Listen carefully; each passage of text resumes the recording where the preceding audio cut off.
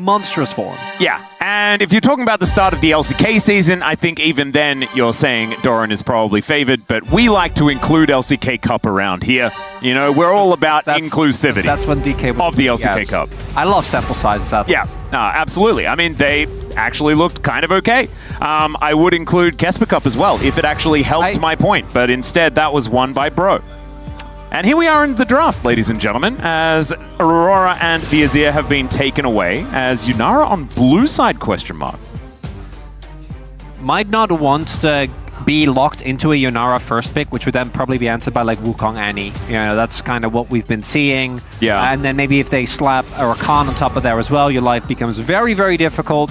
Xin will be another pick that I'm looking toward with great interest, as both Lucid as well as Oner have been heavily trying to showcase their skill on the pick. In T1's case, I think it also will allow them to be a lot more liberal with the rest of the comp that they have. I think for DK, they kind of do want to play, based on what we saw before, towards Lucid and Showmaker again.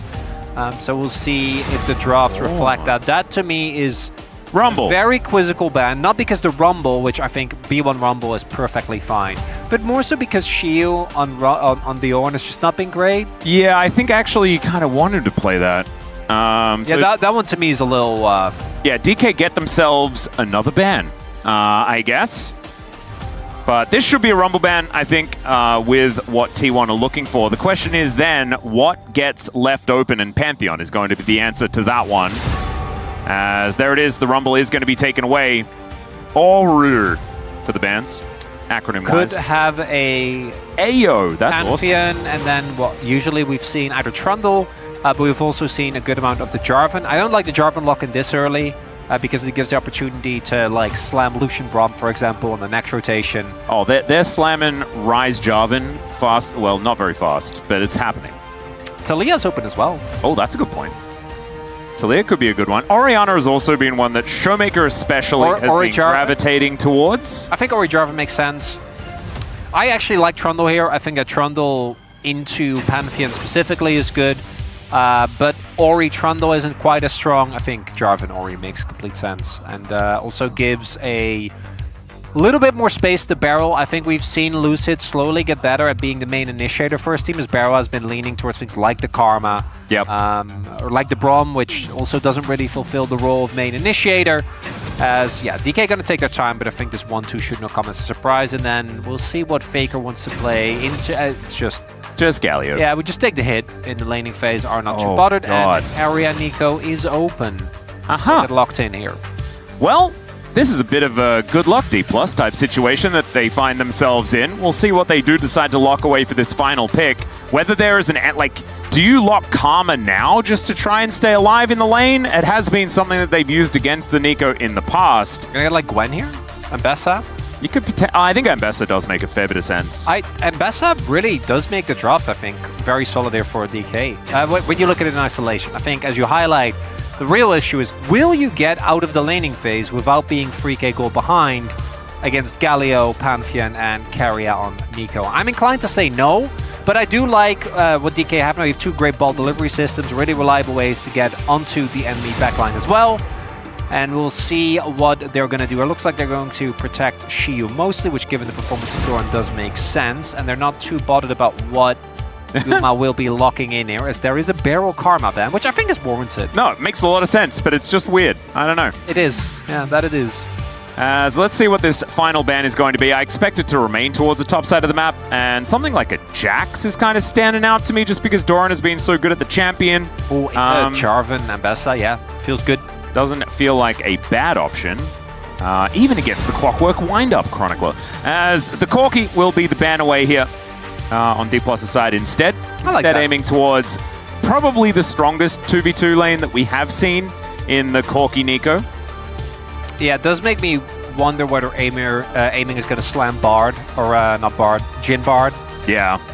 Because I do think that a Bard pickup actually does help out DK in the long run, because obviously that frees up a ban for the rest of the series, because you can't let Keria have Honestly, Bard. the denial is almost worth it. Sivir is going to be banned away. Of course, T1, they can't play it because there's Jarvan on the other side, so banning it here does make a lot of sense. What else would you go here? I'm trying to think. S Karma, I think, would have been high on the list, but obviously with the Karma ban, that's not really a possibility anymore. Yeah. I'm a little bit intrigued. Barrel will have something prepped here, or is it just going to be like, I don't know, Rakan, something of the sort. Rel was another. Well, there it is, yeah. I'm wondering if they have something prepped for aiming here that they're not willing to reveal until the end. I think Barrel's Bard has been the topic of many a conversation. I don't think that he's necessarily great at the champion, but he does have impact. He is a very he's a Bard player. He's a very Bard player. Yeah, this to me really is the epitome of, well, that frees up a ban and we don't have to worry about it. I mean, honestly, Jhin Bard feels pretty good to take away from T1. Yeah. Jhin is Gumayusi's most played champion so far this season, as the Aatrox is going to be the choice here by Doran into Xiu. And we actually saw Xiu on the other side of this matchup against Morgan, I believe, get that solo kill towards the top side of the map. Looked pretty fun for the Aatrox up there. We'll see whether Doran can do the same thing. As Keria, one final lock-in here for Gumayusi, and it will be the Jhin pick away on the bottom side of the map to force aiming to probably play Ezreal or Varus. I was going to say Varus, yeah. I would not like this. I didn't like the Varus last time around, and I don't think I'd like it again here, because he'll probably play Lethality, and it just doesn't hit the same as it used to. As Bard, you would just be playing for the safety of the Ezreal. Kai'Sa would be a very different thing. I think it actually makes sense if you, again, can get through laning phase. I think this is a lot safer. So I do think that aiming is a very good Kai'Sa. It also would work really well with the top half of the map, but the biggest issue is that with Bard, you obviously always want metaphorically hatched. Instead, let's just jump onto the rift.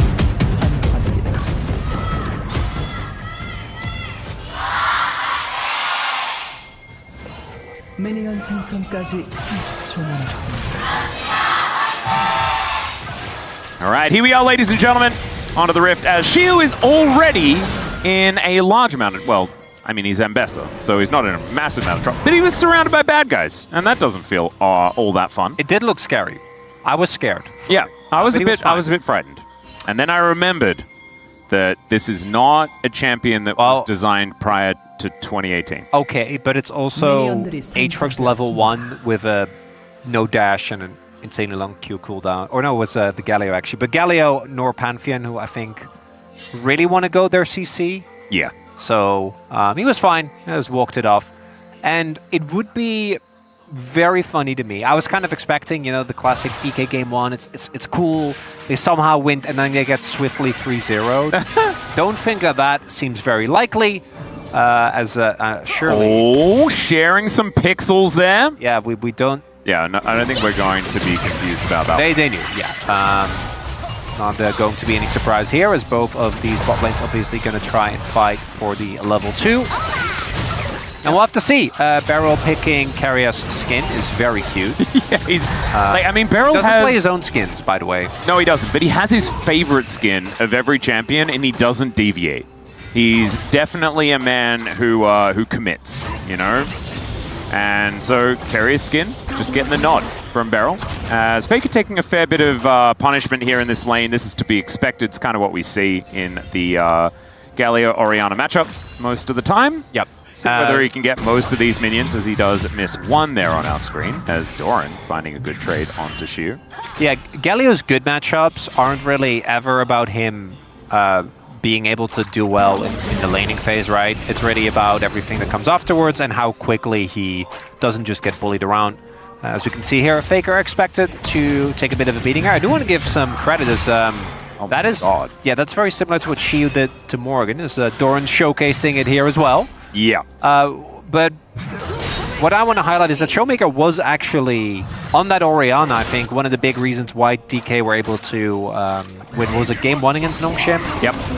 Which was a game that was... Is like Bruiser Orianna that just would never die. Which I'm sure he's going to go for here as well. And I think in this case it's warranted. You have so much damage on your composition with the rest of your top side. If it was a tank top, I'd feel a little bit worried, but it's not. It's Ambessa. This is the bigger problem, though, as is something that we did expect, is that outside of mid, which doesn't really matter, when it comes to having prio there, we're seeing that there is basically no prio for DK. Yep. And again, this is to be expected, but it does make the game pretty hard to play, as it looks like Faker is going to have to take his first back. And I think it's really, once you get your Spectre Scowl, you're going to be feeling a lot better. Looks like instead he just picked up a Dark Seal and some boots, made his way back to the lane, as Oner will get spotted here. Some aggressive positioning by the Pantheon as they are all walking past this turret. So despite the fact that Oner isn't going to be able to get a successful gank off, this will still be about a wave that aiming is going to miss out on, and that bottom lane continues to bleed. You can see already to the tune of about 300 gold, and that's getting close to, you know, first blood levels deficit. It's so telling as well, like how willing T1 is to play towards the spot side. Look at the vision that's there. Like, there is no gank angle here for Lucid whatsoever, unless he wanted to go and flip on the lane gank, but obviously doesn't want to do that. There are, between the two wards as well as the Scuttle, basically no angles for a bot lane gank. I also see some pings going down towards the Krug, so I think that they are aware of his pathing and what his timers are, which makes sense given the invade. Yep.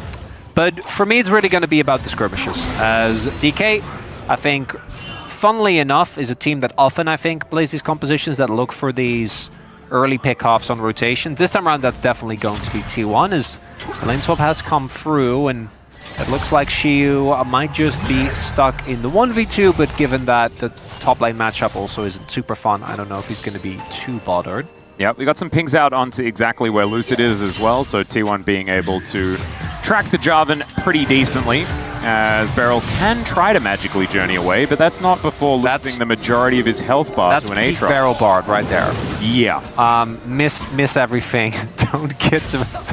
Don't hit. It was odd because, like, that magical journey was never going to work, but you know? Guess what? Now he's got the cooldowns of Doran, and now they get Drake. T1 swapped away. They're playing for grubs, which makes sense given that they have a ton of side lane pressure. So I think that them prioritizing the grubs makes a ton of sense. As Xiu taking a good amount of damage here, really wants to get experience of this wave, but Oner's close to 6, Faker is already 6, so he needs to be very careful. They also know that there's no jungler towards the top half of the map, and he could dive here. Yep, Faker already moving in. Let's see whether they just set it up. That is going to be the snare missing, as Gumayusi takes a turret shot, but I think they've got a fair bit of time to make this one work. Beryl finally getting himself here, but the taunt is going to come down. Faker going to get stunned up as the heal comes through from Beryl. Faker cannot actually get his hands onto Xiu, so he does have to ult his way out. And now it's Beryl that finds himself in an uncomfortable position. Another wave comes in, a magical journey through the turret, and first blood over to Gumayusi as, yeah, the support traded his fate for that of his top laner. Could have been worse for DK, but the play for T1 is so successful, right? When you look at what you get out of it, you deny a good amount of CS. Beryl ends up going down, uses his sums as well. This was a pretty costly investment in sums, and Showmaker was able to crash a wave in mid, but because the kill going over to T1, they're still going to be happy with that play kill going over to Guma as well. Yep. I think is a big deal as we take another look. If Xiu would have been 6, this was so close to backfiring here, as actually really well done by Beryl, right? Gets the heal off, make sure that he gets the stun, but Xiu doesn't have the CDR yet, and the biggest difference here is obviously that T1 knows there is no Jarvan. Jarvan took the Drake towards the bot side of the map, and these type of 4-man commitments from T1 should then come as no surprise, as all is said and done. Gold lead, not too big. And the Drake did go over to DK, so I imagine there was a good amount of waves that were caught. Yeah. Kind of offset, and now as the rest of the waves are pushed out, I think T1 is going to remain at this like 500-600 gold lead. As Xiu did live, and also TP back, so didn't miss out on too much, but you can see that Doran did not get bullied. No. And is just kind of chilling, and about half a level up, as well as the CS lead that was there earlier for Xiu. Now fully gone. Exactly. Xiu does get experience for the cannon, but is unfortunately unable to walk up and take that one down, as Lucid does pull the grubs out. The rest of DK are roaming over, and as of course, Showmaker does have control. That's pretty big. If they can get Xiu here as well. Problem is that Doran has TP, and Eaming obviously does not. So I don't know if DK really want a hard committer, and it looks like they also think better of it. Yeah, Faker is going to be moving over here as True Shot Barrage is looking to be a little bit tricky, but it's not quite going to work out. That is going to be Oner taking down the third grub. So that is all of them over to T1. Will get themselves a portion of that feat of strength as well. It's not like we've seen the game break open with that top dive or anything like that, but DK haven't really been able to find anything as a response outside of taking away Oner's jungle just a little bit. Actually, I was wondering whether they were going to go for something there, but they didn't know where the Pantheon was. So if Oner is still waiting and they try to go, they go again. Full journey, yeah, Keria having to flash as he is still very, very squishy. Doesn't have 6. So some summoners gained there with only the investment of Barrel. I think Shiyu, while we were panned away towards the Raptors, must have used his ult. Yeah. Guma there, but Guma did kind of just shrug it off. And then, so maybe it was like Keria? Not sure, maybe that was what started off that play. It's a little bit like a mystery, isn't it? Yeah, I think the time figure it out. Quite work out. Seems like it was a while back. Maybe it's a good one for Knives Out 4. Yeah, we'll see. I think the script has already been written for the third one, so... Well, no, that one's coming out soon, so it could Yeah. be that. Unless...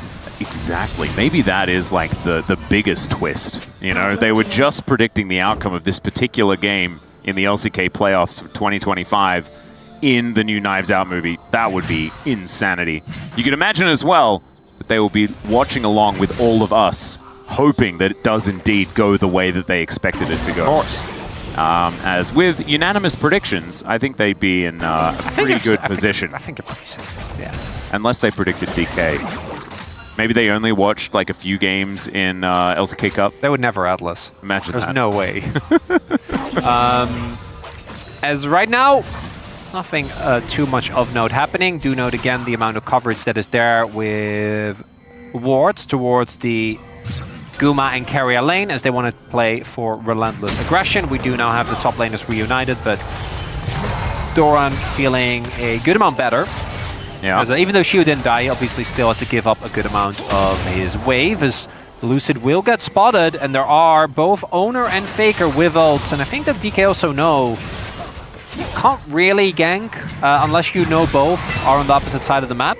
But with the Roa now done, we'll see if DK actually is going to commit to a 5v5, because I think that's where their composition should shine, as long as they can deal with Keria's pop loss and the initial burst that will come through on T1 side. Yeah, I also think that the Galio is going to be a problem if they do decide to start something without adequate information. And DPLUS have been a team that have kind of started stuff without adequate information quite a lot, especially in recent memory. So see whether they've tidied that one up. Of course, Bengi was saying that there have been some strides taken as far as the practice is concerned for this series. Ooh, look at the Faker. Is going for his full AP Galio build. Oh, I like that. Which I think there are games where you have to. I don't think this is one of those. You do have a lot of damage, but will make the itemization on DK's side a lot harder.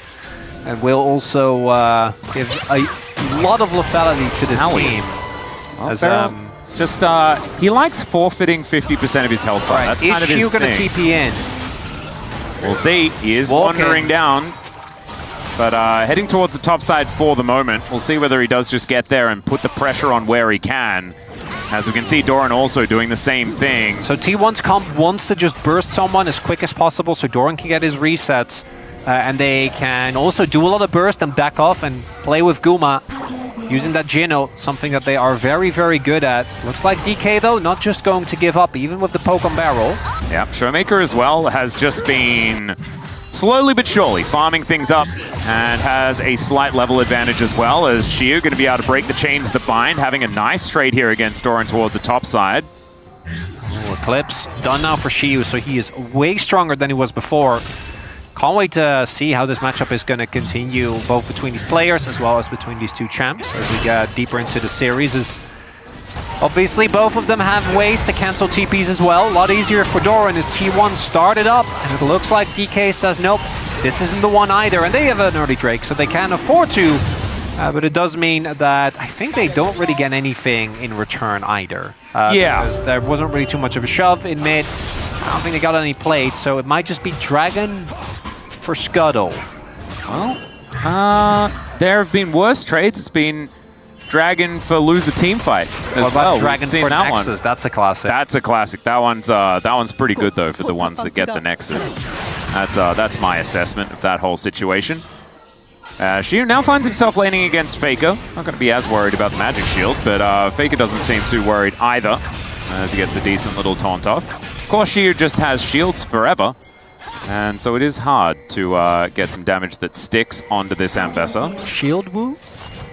What? Because it's Shiu, and he has a lot of shields. Ah, Shield Woo. Yeah. I thought you were talking about the item, like the shield bow, and I'm like, wow, his Dutch accent's crazy today. Well, I mean, we can. I feel like we haven't reached that. Although it is 14 minutes in, I was promised carnage. Yeah, there is... What is this? This is not what we wanted, DPLUS. We didn't want you to stop playing the game. No. We just wanted you to stop doing I'm not mad silly at things. DPLUS. Where is the circus? Yeah, that's true. The circus is definitely not we here got one either. dive. I mean, T1 have an excuse, right? Because they weren't in the play-ins. So they need to get They're themselves not back in warmed gear. They're up. not warmed up, Okay. you know? Like, you got to shake your sillies out first. That's what play school taught me. The sillies. Yeah. Shake your sillies out. If you're an Australian kid in the 90s, then you'd know exactly what I'm talking about, which is a low percentage. That seems I like a imagine. pretty specific reference. Oddly. Yeah. I think I'll take the round window out of here. I do appreciate you enlightening us. That's Thank you. nice. It's just a kid show, and that's a song in it. That's all it is. No, I got If you're that. feeling silly, if you're feeling weird, you shake it out. Kind of like the Taylor Swift song. Yeah, I got that from context. Yeah. Not the Taylor Swift part, the other part. Yeah. All right, maybe for Herald we'll get a fight. Ooh, be careful what you wish for, So Chronicler. for T1, again, I think that they are looking to sync up, get a ton of burst. As Shiu looking for a little bit of an angle here. he also has, I actually really like the Executioner's buy into T1. Yep. You can see double Sundered Sky. Can't be a bad idea. All right, Beryl going to magically journey a very small distance away. Deadly Flourish is going to be able to follow up on Lucid, but he's already out of danger. Bro might not be in the playoffs, but we are brewing here, Atlas. We are definitely brewing. This is like DRX Broverse levels of craziness, except the commentators, because it's playoffs, are actually talking about the game. Yeah, we need to. It feels a bit weird. I know. But it is probably the correct thing to do. I give it 5 more minutes. Yeah. Yeah, you guys are on a timer, okay? Come on, teams. Heads in the game. So it's understandable as well, because I think for T1, as much as I think their composition still has elements that will do well no matter what part of the game we get into, because of how strong their ability to impact sides is, and also because, let's be real, ending games for DK has been a nightmare.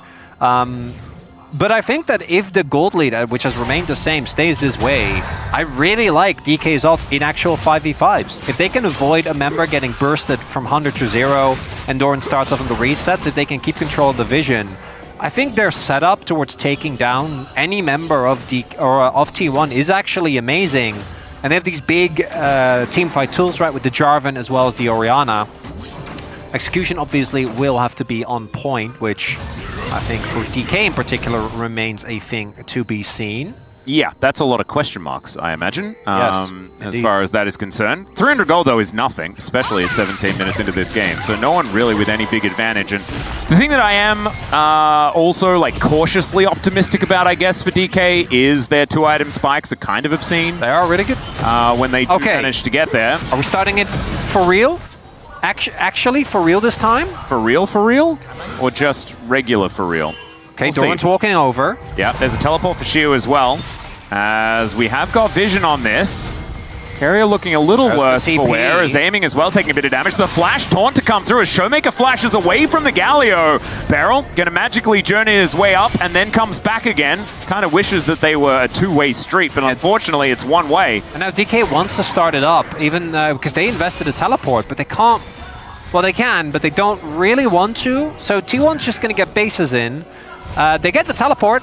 Yep. So I guess it's just a win. Also, Faker trading his flash for Showmakers, I think, is worth it because it makes Keria's life a lot harder. And I guess it's slightly more risky for Faker because he's going for a more damage-focused build, right? Yeah, Normal so if he tank- does go in, maybe he's more killable. Yeah, well, also, I think with normal Galio, there is just no question of will he live if he gets focused with no flash. I do think that is a little bit easier with this build. But this, I don't know whether DK should really be giving up Drakes for free, as you can see Beryl comes over and gets some vision down himself. But they are stretched pretty thin when it comes to where they're looking for control, right? T1 were moving towards the Herald area, and so they get a lot of vision down there.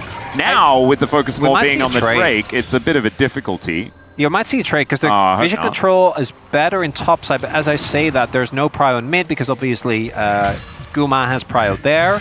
And also, Aiming can't ever walk up to the wave because there is 2 semi-globals waiting to be used. The moment that he steps too far forward. So in conclusion, what does all of this mean? Nothing too much. You might be in trouble here. We'll have to see. Doesn't have a lot of energy. Yeah, as he does avoid the Tangle Bobs. And the Blooming Burst also going to miss. Some fancy footwork there from the Ambassador to keep him well and truly out of danger.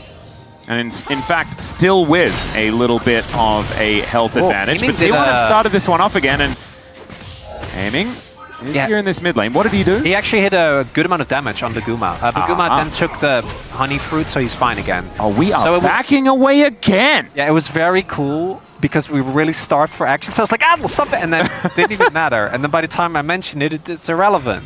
Well, now you got Showmaker coming down to pick up this wave because this turret is looking a little worse for wear. As we crest the 20-minute mark, 2-item spike comes in for Aiming. Okay, so Showmaker now doesn't FTP. Faker's Galio, so maybe that, no, we're trading. It looks like we might be trading. Okay, I think just Lucid, though, doesn't do this fast enough. They also might just take Otacon as well.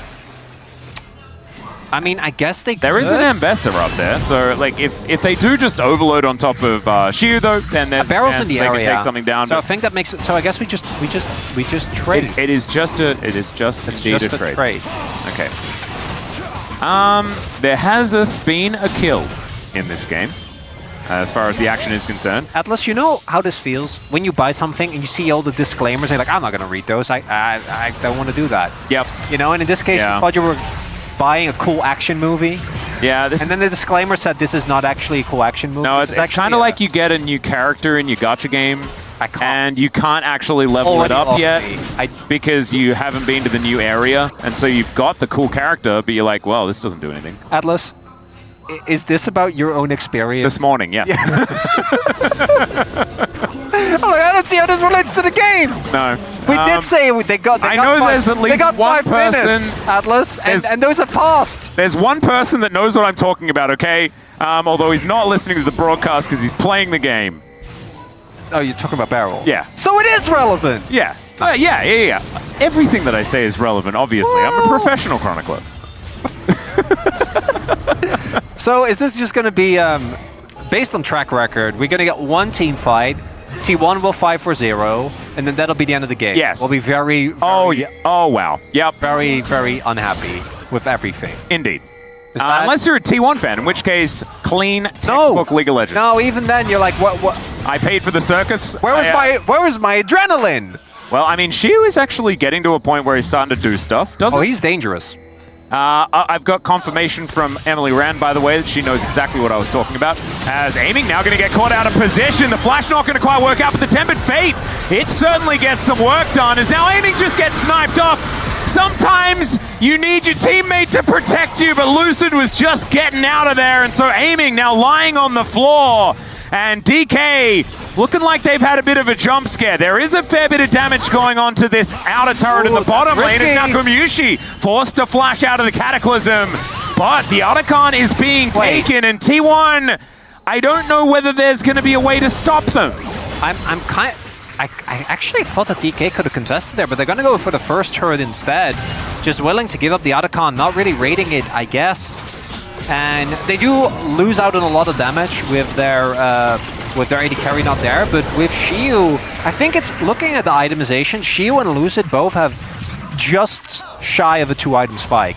As we take another look here, Aiming just a second too late, gets tagged, and then despite the attempted save from Beryl, which actually does get Keria off his back, yeah, there isn't really an angle. I think Lucid also looks kind of like a trader, but made the right call. Yeah, no, I agree. With Doran already on top of them, and I forgot, was it Faker coming in or Oner? I don't know. Someone was coming in from the back. I think it was Faker, I want to say. Yeah, someone was there, and it was not going to end up well. Really, what ends up, outside of Otacon obviously being a big deal, which gives T1 sizable leads in flowers. I do want to highlight Guma's flash being down is actually feels like it wasn't necessary because the play had already kind of ended, right? And Guma ended up still being caught there by Lucid. As We're there we gonna go. start this fight. True Shot Barrage does come on down as Gumayusi will get knocked up. Dead. And no flash, no chance. He's out of there. The Cosmic Binding also is guaranteed when he's inside a rocky circle. And so that's aiming, getting his revenge pretty swiftly here And as Gumayusi lies down. Yeah, and we haven't talked about it that much because our expectation was that this game was going to be blown open in laning phase. But playing Jhin into Jarvan and Bessa, guess what? It's not fun if you don't have flash. Whoa, public execution as in goes Shiu, but I don't know whether that was a good idea. Still, it works as they focus down the turret, and Shiu's like, well, I'm out of here. My work is done. As Magical Journey is set up for aiming, but he's unable to take it because he just stays a little too long. Technically, I guess it is a 2-for-1, but Doran looking for an angle here and decides that he doesn't want to do it. Still, they should be able to answer this outer turret, and ultimately, it's going to be a pretty even trade unless Shelly gets some extra work done as she gets a bit of a headache, then gets driven towards the bottom side, and that should be 2 turrets. I think the previous kill onto aiming, given the amount of resources that were used, that one, I felt like, obviously it's rough as Oh, no! Still gets the turret, it's fine. Sometimes the turning circle just ain't as good as the one you got at home, The previous death was excusable. This one really isn't. You're playing Ezreal. You cannot die like that. Because this play starts off wonderful, right? Really nice catch there from Barrel. Lucid follows up. The team is ready. Kill goes over the aiming as well, by the way. They get the mid lane turret. This would have been a just purely positive, really nice catch there from Shiu onto Keria. Just leave. Yeah, I guess just leave! I guess he just felt, yeah. Maybe he didn't see that his jungler and top laner were already like 2 screens away. That was a bit silly. That was silly, yeah. And the reason why is because I think it is actually a big deal because it allowed T1 to get the mid lane turret, get a big counter punch, and we'll see if it ends up mattering for the contest. I think that DK, though, if they can keep this team fighting up, is actually in a really good spot now, though, especially if they get this soul point. Because again, I think their 5v5 is incredibly strong. Yeah, it certainly is. They are able to get the soul point. That is a big deal as Cloud Soul, as we know, one of the greatest in the game. Thanks to T1, of course, for being the team that gets the most Cloud Souls, continuing to be a fact here. But what's also continuing to be a fact is that it's like after Baron has spawned and we have no one with any concrete lead. It's been T1 with a bit of an advantage and the tempo vibes, but not much more. So actually, I wanted to inquire. You think T1 still has the tempo vibe? Yeah, they've got the tempo vibes. Okay. DK has potential for tempo vibes, but not the actual tempo vibes. Got you. You know? They need another win fight. They absolutely do. Vibe. And in fact, DK almost never has tempo vibes. Okay. That's why you feel anxious all the time when you are watching them with any sort of willingness for them to win. So you're saying Barrel doesn't answer to the concept of tempo? No, he does not. Okay. He will not conform that makes tempo sense. vibes. It's just not really his thing. With that, DK still get their soul, which obviously they're gonna, or a soul point rather, which obviously they're gonna be happy about. I also think that as far as comps go, this one for T1 isn't necessarily the most amazing when it comes to bursting Baron. There are definitely setups that do it a lot faster. I think both Galio, Aatrox, Jhin, none of these really make you super excited when it comes to taking an objective quickly. We might see that trade come down the line. T1 do have, again, great setup of the vision surrounding his top half of the map, so I imagine that they're also themselves are going to be looking to just pull the classic T1 Baron, but like 3 item spikes are being hit. Yeah. Shiu, I imagine, is going to go for Death Stance next, which is actually going to go insanely hard into the T1 composition, because they didn't build up an early to mid-game lead, which means that the burst that they have access to still is good, but it's not where I thought it was going to be at this point in time. That means that if Shiu is able to just get into the backline and Beyblade around without so much as a worry, it's actually going to be a big problem, because it's going to mean that T1 won't have the damage to get through some of these beefier targets. Even Showmaker, right? Yeah. Is actually someone that I think is hard to take down. Aiming with the Shojin, also now done. Now IE is also there for Guma. We do see T1 again, I think kind of building up that conditioning. So that is the real Keria. Yeah, Treasure Barrage comes in. Taunt not going to quite find Beryl as Faker takes the magical journey, but immediately then gets stunned up. The exhaust is down on this Galio as Lucid wanting to cataclysm over the wall, and he is going to successfully do so. Rock and a hard place, certainly, where Faker was there, and he falls. DK taking that as an opportunity to head towards this Baron, and this could be a huge gold swing if they're able to make this one work. All right, we have a TP, and I think another person flanking here for T1. That's Keria behind them. Yep, is this just Faker baiting? That's the question as Oner dives in, but the Tempered Fate is going to be there. Pop Blossom doesn't quite work as they take down Keria to start this one off. Still Shiu, still alive, and Gumayusi. It is the steal on the Baron though as Oner locks that one down, but it is Baron for Ace here on the side of DK, and maybe they'd still take it unless Doran is going to survive. This is a bit of a weird fight that's kind of prolonging things and ruining my rhythm, but that is absolutely fine. There is the Ace. DK take them all down, so the Baron means nothing, and the game is still even. There's the mayhem, Atlas! It took Why a does while. it mean nothing, Chronicle? It's so silly! But we got it. I am now fully locked in to this game as just a really big mistake from Faker ends up way overextending, and DK is ready for it, actually, of all the members there, so he ends up going down. And then it is this multi-man approach here with Oner on one side, T1 on the other, Keria getting a Just nice time. barely missed the timing, I'm pretty sure. Actually, yeah, but they still have the damage with Doran and Oner there. Shiu also went for the ultimate, which meant that he wasn't going to be able to get knocked up regardless. I'm actually not sure what happened to Lucid there, whether he was... Because obviously... I mean, he can buffer a whole bunch of stuff because you're Jarvan as well, so it's a bit confusing. Well, yeah, but only if you have your flag That's already true. out, right? That's so a little silly there, but all said and done, let's take a look at the summoners. So we have Flash used for Doran, Faker, and Keria. Guma does have his, which is big, and on the other end for DK, it's Shiu, aiming, which I think aren't nearly as valuable. So DK should actually be feeling relatively confident going into this fight. And this is for Soul as well. Oh yeah?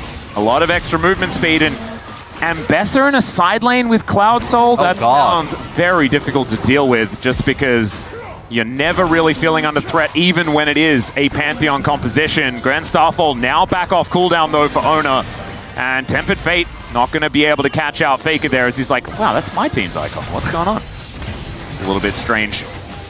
As Still DK doesn't want do get any of control of the river. Now, with DK having control, their poke obviously quite strong. We do have Doran on a flank angle, will be found out. Oh, he's very deep!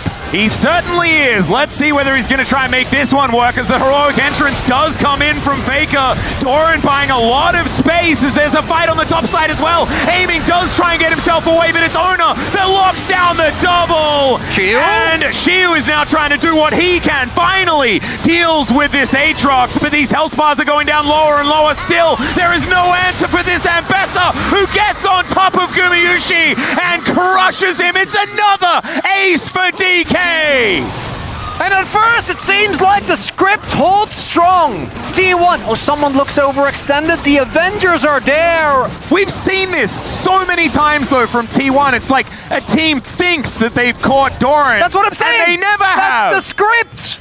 But DK are able to turn it around. So at first, they know the ultimate is coming, but it's the double that's the problem. And aiming with this position gets engaged on. Immediately ends up going down, as does Barrow, but I want you to look at Shiu here. Gets the buffer there, which is what allows him to get the kill onto Doran. And then again, as we were saying, this Ambessa, he is level 18! Yeah. Healing up a Storm. Showmaker, by the way, barely took any damage. He basically 1v2.5'd. Yes. That whole time. Yes. All right, Ambessa's pretty strong. This was a test also that Shiu has been failing most of the time this year, right? We mentioned it already, like very early on. We were like, oh yeah, no, Shiu's great, and Doran isn't necessarily, you know, meshing with the team yet. Doran is meshing with the team. He's been fantastic. He was third in my MVP vote in the LCK Awards. This guy has been absolutely incredible. Atlas, it's time. Where are the vibes? Oh, don't tempt me, Frodo. I will not allow this to happen. I'm just trying to find out. I'm not the expert. Nope. I mean, I know where they are. I'm not willing to enunciate because I will not be called a curse person. As okay, That's fine. It's not that bad. I know you wouldn't do it, but this is being broadcast out to at least dozens of people. Showmaker. Is going to be Winds of Ward. Perfect KD, by the way. Has the death cap now, so Looking pretty good. from this position, I think the biggest enemy for DK is just something they've really struggled with, which is their own consistency. Dampened Fate going to connect onto only. Doran is now lucid, just puts them in the circle. Pop Blossom there to answer, but it's Keria that goes down first. And now they're just falling one after the other. Gets the gigantic shield, and that is looking like release Ambassador me, as this guy is straight back to LCK Cup form. And game one, DK strikes again, Atlas! I guess, you know, the 3-1 predictors for T1, this is exactly the timeline that they were expecting, right? I even said it at the top of the day! Yep. Oh, what if? Yeah, no. What if, Atlas? And it's not even a what if for game one, because now the script states it's